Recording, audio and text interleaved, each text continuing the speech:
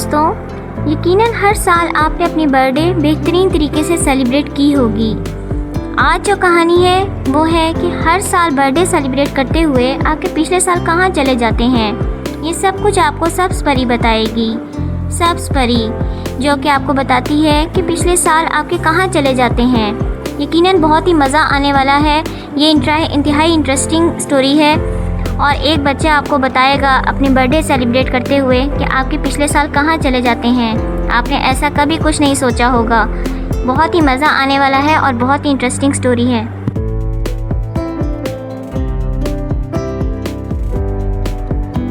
میرے بچے کی 5ویں سالگرہ تھی۔ ماں نے اسے نئے کپڑے پہنائے، دوستوں نے تحفے پیش کیے، دوسرے گھروں سے اور بھی بچے آئے تھے۔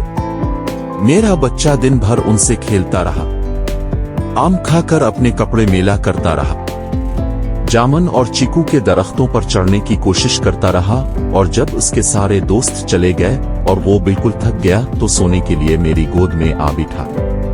بچے نے پوچھا، آج ماں نے دن بھر پیار کیا، ایک بار بھی نہیں ڈانٹا، کیا بات ہے؟ میں نے کہا، آج تمہاری سالگرہ ہے۔ وہ بولا، تو پھر یہ سالگرہ ہر روز کیوں نہیں آتی؟ میں نے کہا، ہر روز کیسے ہوگی؟ آج نیا سال ہے، تمہاری زندگی کا 5واں سال ہے۔ بچہ چپ ہو گیا، وہ کچھ سوچ رہا تھا۔ تھوڑی دیر بعد بولا، آج نیا سال آیا ہے تو پھر میرا پچھلا سال کدھر گیا؟ سال کی خوشی میں پچھلے سال کی یاد کیسے آئی ہے؟ نئے دوست کے ملنے پر کون پرانے دوست کو یاد کرتا ہے؟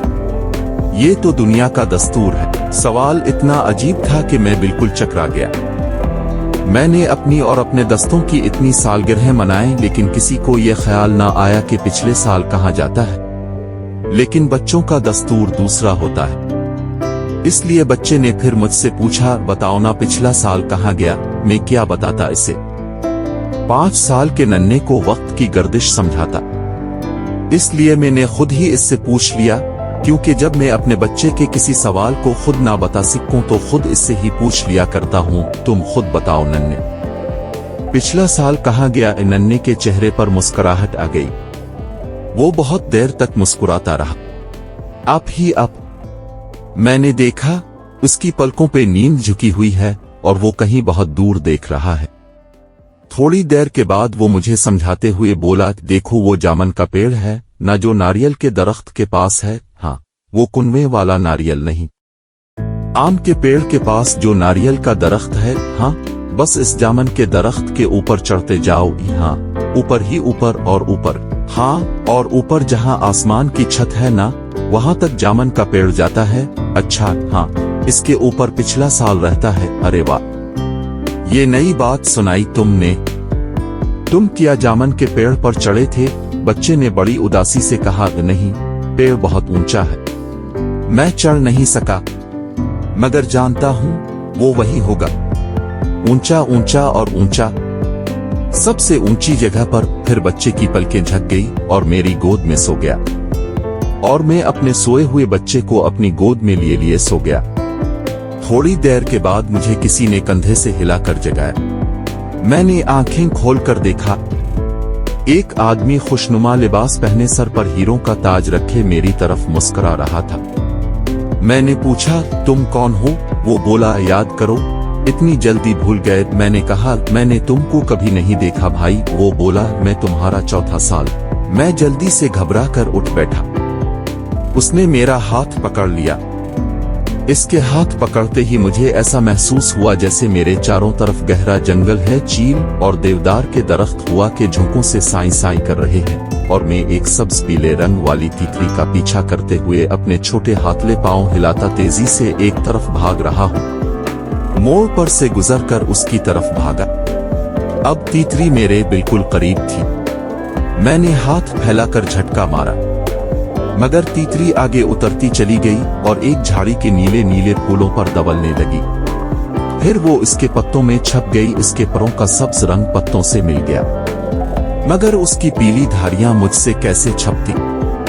मैंने आहिस्ता से होले होले घुटनों के बिल चल के इस वक्त जब तीतरी एक नीले फूल को सूंघ रही थी, अपना रुमाल इस पर रख दिया और फिर उसे कैद करके अपनी मुट्ठी के खौल में रख लिया। तीतरी के पर डर के मारे कांपने लगे और मैंने देखा कि जंगल के सारे दरख्त एक दूसरे के करीब होते जा रहे हैं, तने से तने मिलते जा रहे हैं और तनों के पीछे खौफनाक आंखें सब्ज और सियाह और सुर्ख रंग की आंखें चमक रही हैं और मैं डर के मारे कांप गया। मैंने उधर उधर देखा और अपने चारों तरफ सिया जंगल को पाया। अब मुझे मालूम हुआ कि तीतरी के पीछे भागते हुए चला तो मैं अपने बाग से था, लेकिन भागते भागते जंगल में आ गया।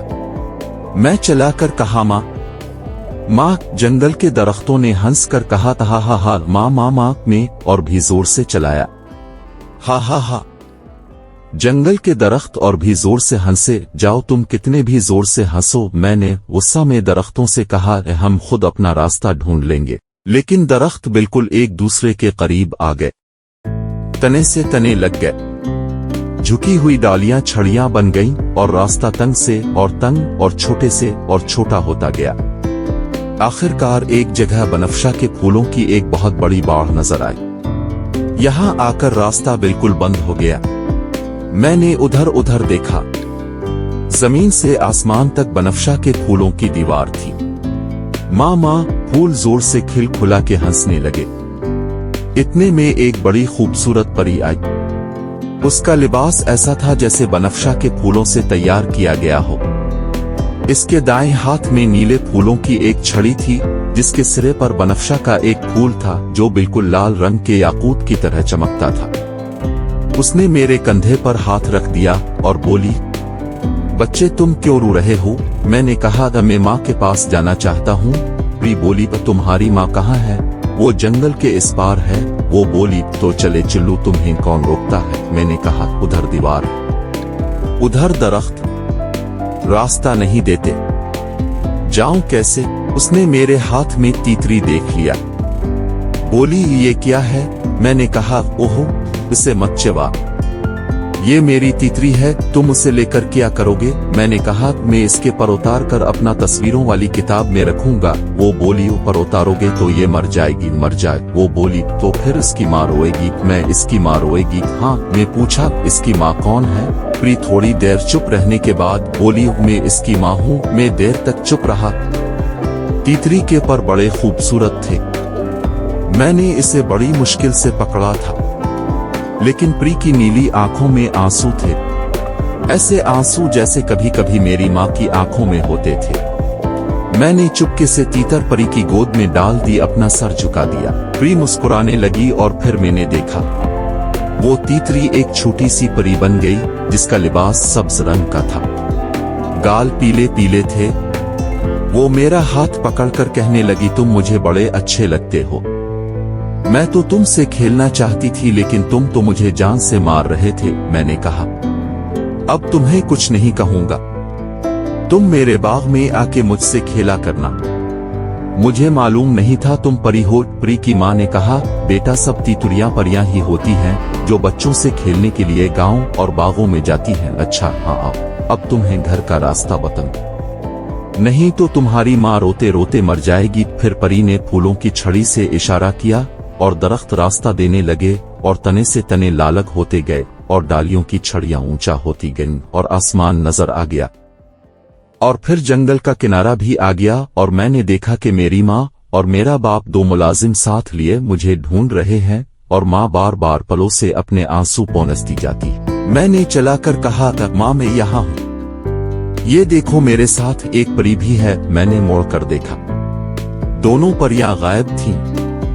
वहां दूर जंगल की तरफ एक बनफशी रंग की तीतरी के साथ एक सब्ज और नीले रंग की तीतरी भागी जा रही थी। यकाएक खुशनुमा लिबास और हीरों का ताज पहने हुए आदमी ने मेरा हाथ छोड़ दिया और मेरी नजरों से दूर जंगल में गायब हो गया। इस आदमी के चेहरे पर एक जगमग जगमग करती मुस्कुराहट आई और उसने मुझसे पूछा याद रहे? मैंने मुस्कुरा कर कहा हाँ याद है, तुम मेरा चौथा साल हो, मगर तुम कहाँ चले गए थे? वो मुझसे और दूर हो गया। बोला सात समंदर पार एक जजीरा है, इसे यादों का जजीरा कहते हैं, मैं वहां रहता हूँ। तूफानी लहरों पर बच्चे कभी कभी कागज के नाव के हुए आ जाते हैं तो बड़ी चहल पहल होती, वरना वहां हर वक्त नींद छाई रहती है। मैंने कहा, मगर मेरा बच्चा तो कहता है कि तुम जामन के पेड़ के ऊपर रहते हो। वो बोला, कभी जामन के पेड़ के ऊपर और कभी इमली के दरख्त के नीचे, कभी खेत के किनारे, कभी किसी गिल्ली के नुक्कड़ पर। जहां जहां बच्चे हमें बुलाते हैं पहुंच जाते हैं, क्योंकि वो बच्चे हैं, बड़े नहीं हैं। बड़ों के लिए तो पुराना साल मर जाता है और नया साल जन्म लेता है, लेकिन बच्चे हमें हमेशा जिंदा रखते हैं। आदमी मर जाते हैं लेकिन साल हमेशा जिंदा रहते हैं। वो इतनी बात कहते कहते मुझसे दूर हो गया, बरामदे की सीढ़ियां उतर के बाग में चला गया और अपने चारों तरफ धीमी धीमी मध्यम मध्यम जुगनुओं की रोशनी फैलाता गया। मैंने चला कि इससे कहा, सुनो, एक बात बताओ, वो सब्ज और पीले रंगों वाली परी अब कहाँ है? वो हंसा और जामन के दरख्त के ऊपर चढ़ता गया, हंसता गया और चढ़ता गया, ऊंचा और ऊंचा। जामन का पेड़ आसमान से जालगा और आसमान की छत में गायब हो गया। यकायक मेरी आंख खुल गई। मैं देखा, मैं आराम कुर्सी पर हूं और मेरा बच्चा ख्वाब में किसी को देखकर मुस्कुरा रहा है।